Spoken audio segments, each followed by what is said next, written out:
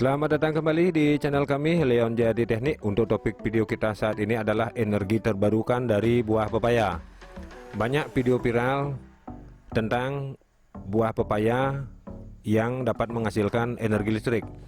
Kita akan buktikan dan kita lihat hasilnya sama-sama.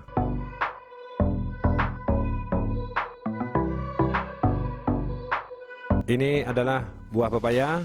Kita akan coba tes langsung. Setik alat ukur kita langsung tancapkan di buahnya. Kita lihat hasilnya seperti apa.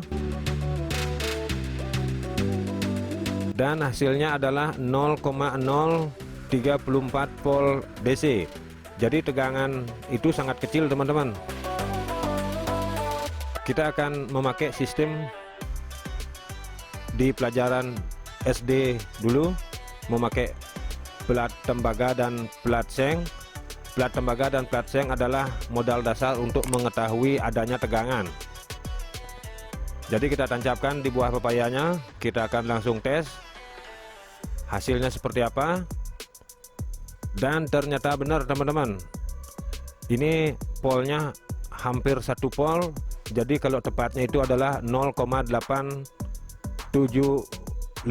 volt DC. Dan ini terbukti, teman-teman. Sampai jumpa teman-teman di video berikutnya. Terima kasih banyak sudah menonton.